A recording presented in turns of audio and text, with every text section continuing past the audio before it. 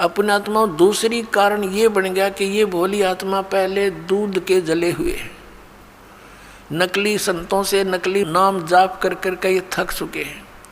अब इनको ये भी हो जाता है कि कहीं यहाँ भी हम ऐसे ही डले ढोते रहें, तो उसके लिए प्रार्थना करता है दास बार बार के उपदेश लेने से पहले आप जी पूर्ण रूप से अपनी शंकाओं का निवारण करवाएं और फिर दीक्षा लो। 10 दिन पीछे ले लो, महीना पीछे ले लो, इतने दिन बीत गए और 10 दिन सही, 1 महीने 2 महीने पीछे ले लो। और जब उपदेश लेने के बाद फिर गुरुजी के वचनों में अविश्वास होना, ये आपका दुर्भाग्य होगा। इस दास के एक भी वचन पर आपको किसी भी प्रकार का अविश्वास नहीं होना चाहिए, ये ब्लाइंड फेथ करना पड़ेगा। और आप जी ने ब्लाइंड फेथ किया क्योंकि उन नकलियों के पास किया, उन्होंने आपकी भावना का, आपकी श्रद्धा का, आपके डिवोशन का दुरुपयोग किया, उनको ज्ञान था नहीं। आप जी पूरे मानव समाज ने ये सोचा गुरु जी जो कहते हो सही होता है।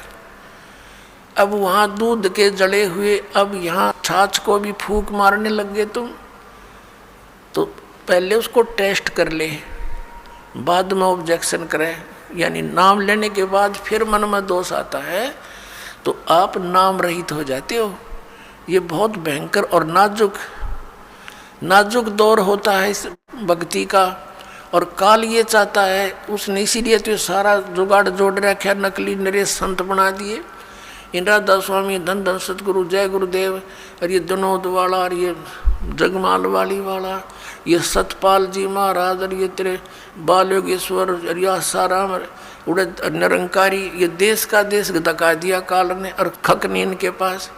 और यहाँ दास ने गला पड़ा लिया। 15 साल हो गए रह रहकर इस ज्ञान को सुनाते, आपके इसी ज्ञान को सुनाने के कारण आप तक सत्य को पहुँचाने के लिए इस दास के ऊपर कितने बुरे आरोप लगाए गए, जेल में डाल दिया, क्रोथा कांड करवा दिया इन दुष्ट लोगों ने, क्योंकि इनकी रोजी रोटी बंद हुआ थी। ठीक है, दास ने तो हथेली पर जान धर रखी है, भगवान का आदेश हो गया कि बेटा उठा दे डूंडा और मैं तेरे साथ रहूँगा। तो फिर अब जो भी होगा, अब तो या तो ये नकली रहेंगे या दास रहेगा।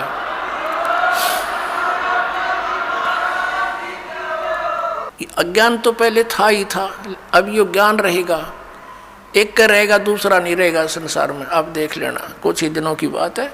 बुद्धिमान समाज है, अभी तक तो बैठे बेचारे भोले भाले आँख मीचे, और जब इनको ज्ञान होगा कौन मरेगा वहाँ, अपना फांसी कौन लगवाएगा, तुरंत भाग आएंगे वहाँ से कि रिश्तेदारी टूटे तो टूटो 100 बार। तो कहने का भाव ये है कि जो उद्देश्य लेकर हम आए उसको पूरा करना पड़ेगा।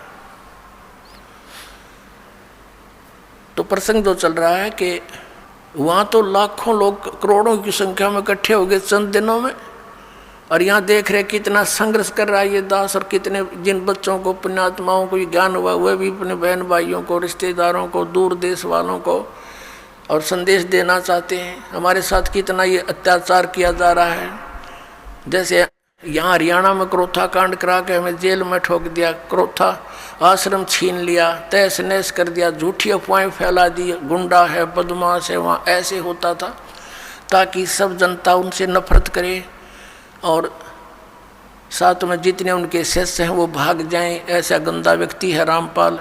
तो मेरे बच्चों को मेरा पता था, क्योंकि वो तो मेरे सीने पर रहा करते थे, वो एक भी टस से मस नहीं हुआ और ना ही हो सकता। और ये जितना अब जहाँ भी प्रचार करने गए हमारे बच्चे मध्य प्रदेश में, वहाँ पर ठोक दिए जेलों में। लेकिन ये बेपरवाह हैं, ये तो और दूनी उमंग से गए, क्योंकि उनको मालूम है हमारे साथ भगवान है, सत्य है, सभी बहन भाई हमारे हैं।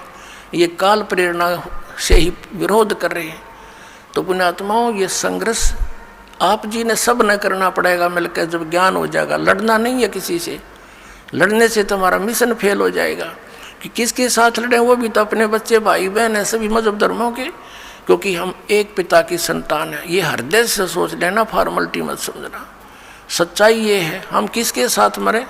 परमात्मा आए थे कबीर जी, उनके साथ कितना अत्याचार किया था और किसी को उन्होंने एक शब्द भी अप नहीं बोला।